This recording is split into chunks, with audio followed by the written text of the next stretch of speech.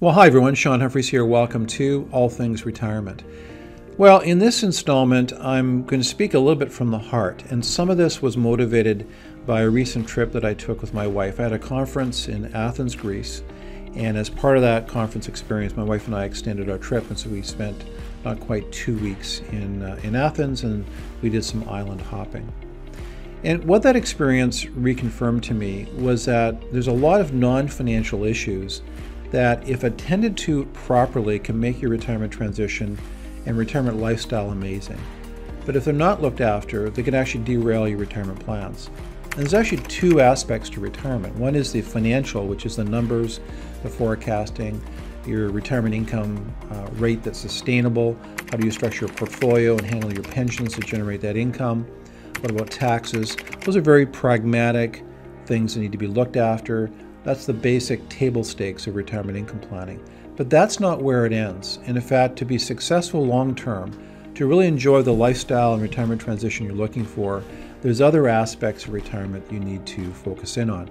And I'm going to focus in on 7 of those aspects in today's video. Now, if you're new to our channel, make sure you hit the subscribe button. We're posting content all the time on various aspects of retirement planning and overall wealth planning. So if you don't want to miss future content, make sure you hit subscribe. As well, we have in the show notes links to various courses and information. As well, if you want to find out how you can get a complimentary retirement income planning forecast for your specific situation, go to our homepage. There's a link.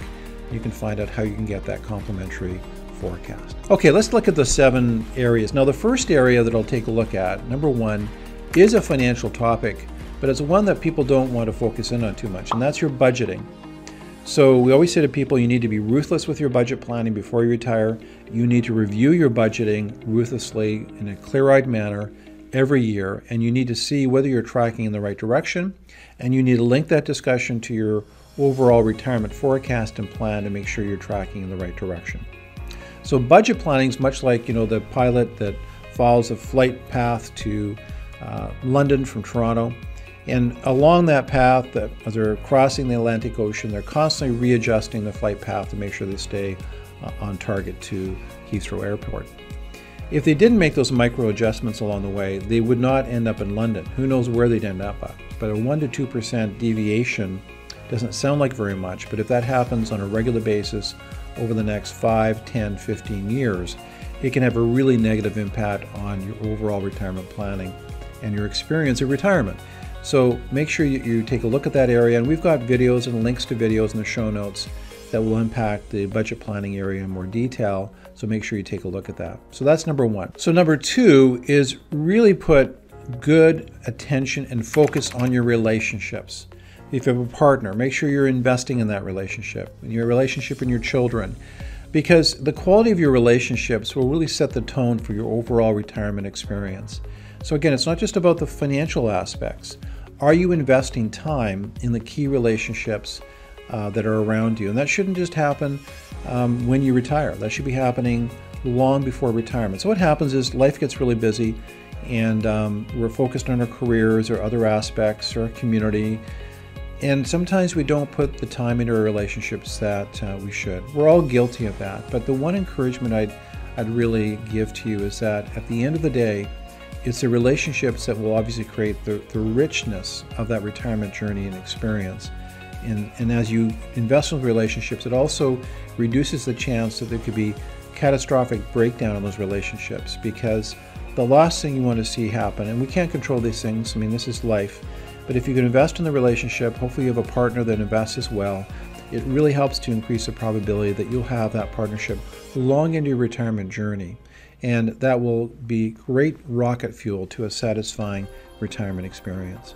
The third area is to approach the whole topic of retirement and the journey with a little bit of humility, and certainly the willingness to be coached. So to be coachable and to be humble, I think, increases the probability that you will be successful in your retirement journey. We can't approach this, nor should we approach this area with a lone wolf mentality. So tap into the experiences of people around you that have gone through retirement transitions. Talk to a retirement planning coach like ourselves to give you a perspective on what we've seen with many, many families that we've helped in that transition through to retirement.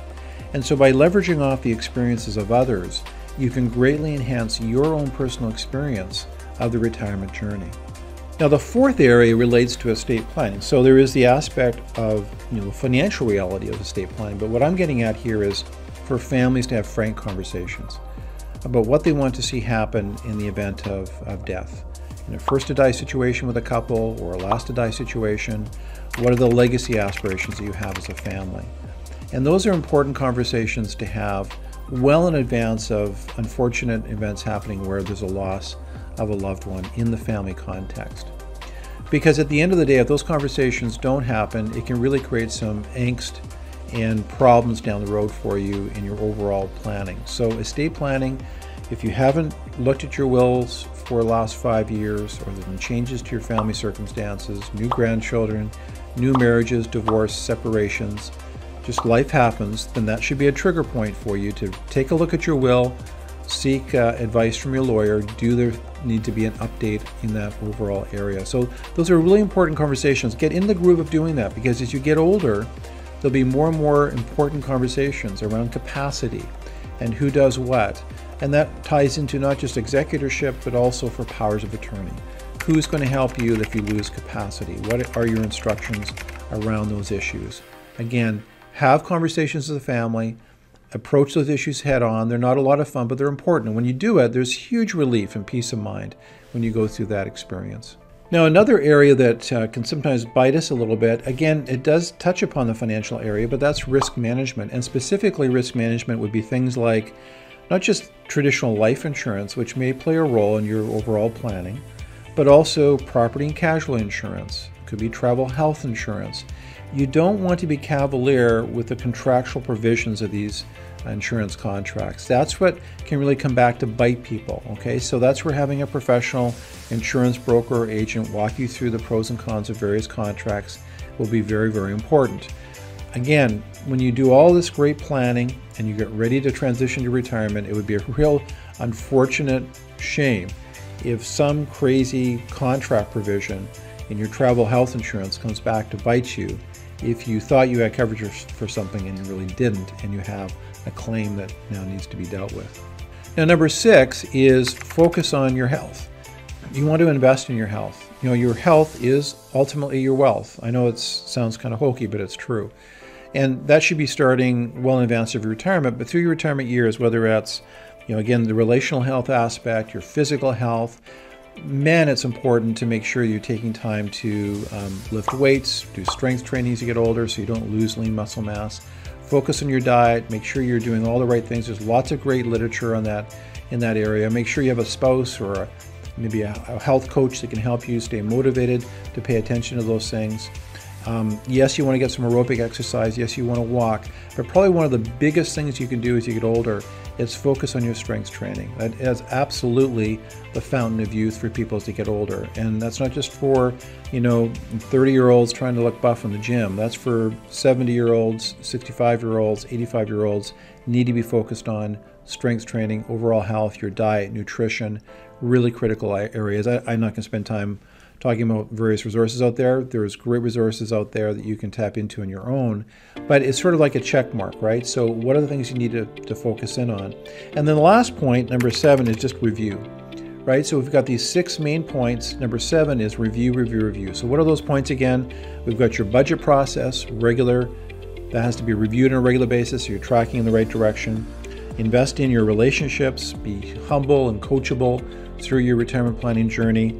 Make sure you don't forget about your estate plan. Have frank conversations with family members around the important issues on your estate planning and transition. That can tie into legacy planning as well.